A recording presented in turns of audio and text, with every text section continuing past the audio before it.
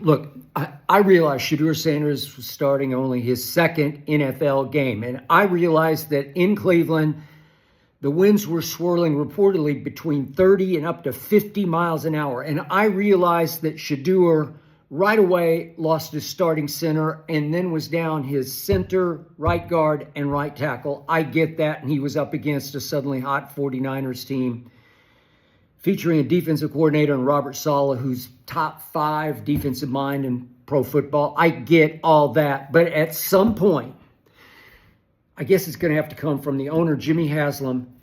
Kevin Stefanski is going to have to take the training wheels off Shedeur Sanders. At some point, you need to free him from the bassinet that they've locked him in. Yeah, he's an NFL baby, but the kid's got game. He's got flair. He's got swagger. He's got charisma. You have to let Shedeur be Shedeur because that game was winnable. I know the final score was 26-8 San Francisco, but late in the first half,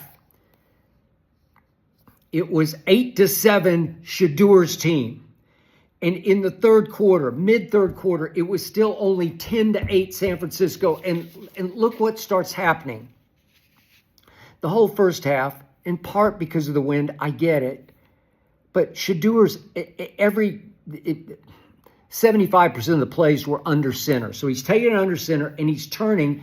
And this just drives me crazy. This show ball handoff where you just show the ball. You just show everybody, here's the ball, and I'm going to hand it to Judkins. Again, they almost had 100 yards rushing by halftime. Judkins and Dylan Sampson are stud kids. They got game. They were playing so hard for Shedeur. Everybody was fighting hard for extra yards for Shedeur. He was lifting the team. He was inspiring. He was igniting. He was detonating. Everybody was out. We got a real one now. We got, as Shedeur said, I'm who you've been looking for all these years. And he is. And he showed you several flashes of that today. But I'll give you this. Early on, the wind is howling, spinning, tornadoing. It's just, you could hear when the ref would turn on his microphone. It was rough. It didn't even show on TV how rough it was to throw a football. But right away, there's a 3rd and 3 play. Shedeur drops back and says, no, I'm not going to take the first down. He had a shot for a first down. Judy broke open deep. Again, you're throwing it against the wind, into the wind, and Shedeur threw a rocket that he got up on top of and made it spin and cut through the wind, and the ball into the wind this way just caught it under the nose, and it just sailed over Judy's head. It's a tough throw. I wish he'd made it because it would have changed the whole tone and direction of the game, but he didn't. He missed him high, and here we went. So they're down 7-0, predictably at this point. Defense is playing very well, but they always play well, and they just took Christian McCaffrey, the cinch first ballot Hall of Famer. Stop. Took him out of the game because C-Mac went 20 times for 53 yards, so he was no factor, no big threat. But the point is, they're down 7-0. They move the ball all the way down to San Francisco's 20, where they face a 4th and 1. And here we go again. Shedeur, you gotta listen. He is mobile. Trust me on this. I'm not saying he's got his papa's legs. I'm not saying he's a chip off that block of Dion, one of the fastest people with a football under his arm I ever saw. Greatest cornerback ever, times 2. But Shedeur can move. At Colorado, they would call draws for him, red zone draws. They would let him run the read option. They would let him keep. When he escaped, he can move. I'm not saying he's a speed demon, but he has athletic ability, shiftiness, where he can make you miss. Well, you have to let him ignite the offense by making a play. You saw what happened with Brock Purdy. They had a 3rd and goal down on, maybe the 2 or 3 yard line, and they let Brock Purdy run the fake handoff keep. for the touchdown. Shedeur is highly capable of that. So what do? On 4th and 1, they run the most predictable play in the history of plays. They just say, here, Judkins, we're going to run it right up the middle. And he's got the backup center in. That's a problem. And the center and guard, whiff, and Judkins gets blown up for -1. Well, you come away with no points, down 7-0. It's 3 minutes left in the first quarter, and I'm like, these are momentum plays. You got to figure that one out. You got to put the ball in Shedeur's hands. Let him roll it. Let him have some kind of an option boot where you can keep it or flip it to the tight end to Njoku or Fannin. These guys can really catch. They can get open. Let Shedeur ignite. Let him operate. Let him be Shedeur. He's who you've been looking for. You got to give him a chance. Take the training wheels off. And then third quarter, you're still down only 10-8 at this point. It's mid-third quarter. And you got a 4th and 1 at your own 33. And all of a sudden I look up and here we go again. Fannin Jr., who I love, great hands, but suddenly he's lining up under center and he's going to run the quarterback sneak. Let Shedeur sneak it or keep it or roll with it. Let Shedeur make a play. He's a natural-born playmaker. Trust me on this. I know his game inside and out.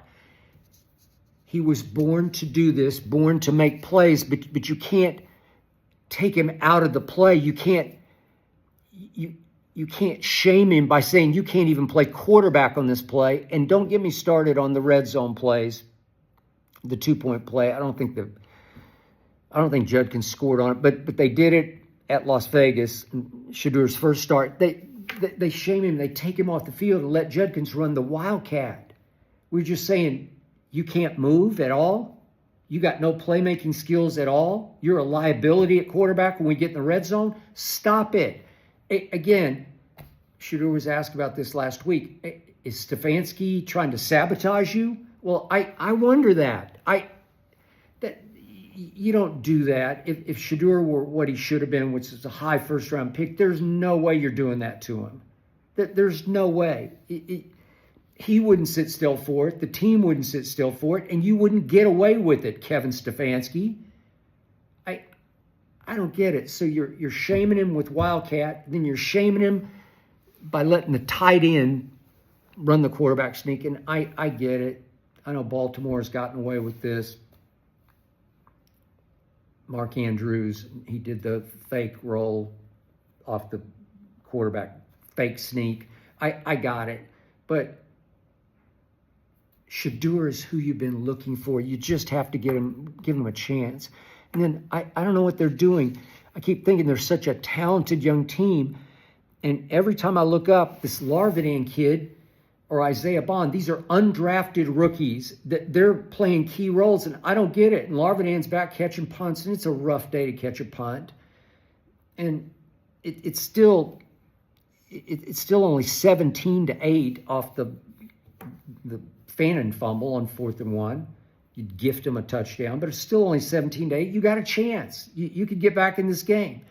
And you force him to punt, and Larvidan, who failed to catch a throw from Shedeur in the end zone against, it was when you get to play the second half against the Ravens. That was a huge play. That could have changed the narrative and conversation. What a throw that was by Shedeur. And yet he fumbles the punt, almost like vomits it right into 49ers' hands, and you gift him another touchdown. Well, okay. Then it's 23-8 and the game's over because the wind is howling. I don't know. So Shedeur's day, he goes 16-25. He had two or three nice throws late, and they're just playing zone. I got it. But 16-25 for 149. The one he made one great throw early that set up the 8-7 touchdown when they did get the Wildcat 2-point. But he made a great throw rolling to his left. I don't know why they keep rolling to his left. he escapes to his right, but they don't ever call a play for him to roll right. He's right-handed, and obviously it's a much easier throw running to your right than it is across your body going to the left. But I don't know what they're doing, but he's rolling to his left, pulls up, finds Njoku, and that ball was with the wind, so he had to take a little off it and almost float it to Njoku, but it was right on the button. He turned, scored 2.8-7 late in the first half. Well, he was putting you in position to win. The team was lifted by his mere presence. It's sort of Burrow-esque. Not that he's Joe Burrow or will ever be. I'm not even saying that. But he's really good. And he's really right for this franchise. But he's not right for this head coach. It's almost like he's never going to be right because he knows in his heart of hearts the coach didn't want him. The coach still doesn't want him. The coach still talks about him through gritted teeth. Like he won't give it up. He won't honor him. He won't embrace him at all. He won't endorse him at all. He loves Dylan Gabriel. He wants Dylan Gabriel to go forward. I know Adam Schefter had a story yesterday saying they're open to going forward with Shedeur, but they got to see how he plays. Well, I don't know if that was good enough. I'm not sure he did enough. They never even got in the red zone today, so I can't defend that. They had 2 turnovers, but Shedeur had none. Okay, so he didn't do anything wrong, and I know Dylan Gabriel played not to lose, not to screw up. But even the Njoku throw, even the ball he threw into the wind to Judy, Dylan Gabriel just can't do that. He is not the answer. Shedeur is the answer. He should get every start from here on. They got a bye week coming up, and then he'll have a game against Cam Ward But listen, I'll just go on record right now. I am not going to be surprised if Kevin Stefanski fights to put Dylan Gabriel back in. Now, I think the only reason Shedeur is in is because of the owner. The owner likes him. I'm not saying he loves him, but he likes him. He's intrigued by him, and he loves the attention his team is getting, even though they're a pretty sorry record-wise football team. But they're getting lots of national positive publicity that Jimmy Haslam craves. What do you have to lose? Just let Shedeur figure this out. That was a rough day, and he had a pretty rough day. But I saw glimpses. I saw flashes. I should mention, he had the 1 3rd and 15 sack. That was early second quarter that effectively cost them 3 points. It's 3rd and 15 at the San Francisco 26. Is he still holding the ball too long? He just wants to make a play. He wants somebody to come open, and he readily admits he's just figuring out the speed of the game. Well, at this level, it's not like Boulder. Sometimes you could get away with hold it, and then find somebody, especially when you're throwing to Travis Hunter. But here, with these guys, you can hold it, but you better throw it. You can't hold it, because if you hold it for an extra second, you're going to go down, you're going to be scrambling, you're going to have a big loss, and that was a big loss that knocked him out of a field goal. So they could have been leading at halftime, but again, I saw moments of there and there and there. He's the guy. He's got a world of ability, a world of intangibles, a world of leadership, charisma, and it just looked like the Cleveland Browns were ready to beat San Francisco today. And I just gave you the few plays. You blow a 4th and 1 at their 20 and come away with no points. You blow a 4th and 1 at your 33, and you put the tight end under center to sneak it, and he fumbles the snap and loses it. Well, it didn't matter because it's 4th down. And then you got an undrafted rookie fumbling a punt deep in his own territory and just handing them 7 points. Although it ended up just 6. But the point is, you can't do that. You took Shedeur out of what he does. You can't just stick him under center in the bassinet and say, little baby Shedeur, you got to stay in here today. We got to protect you from the high wind and the cold out there. No. You got to unleash him. you've got to take the training wheels off. At some point, Jimmy Haslam has to jump in here and say, let's let the kid do what the kid can do. Today, he was not allowed to do what I promise you, I've told you from the start, he can do. Let Shedeur be Shedeur going forward, and he will get better and better and better. And the Cleveland Browns will finally have a real one, their guy.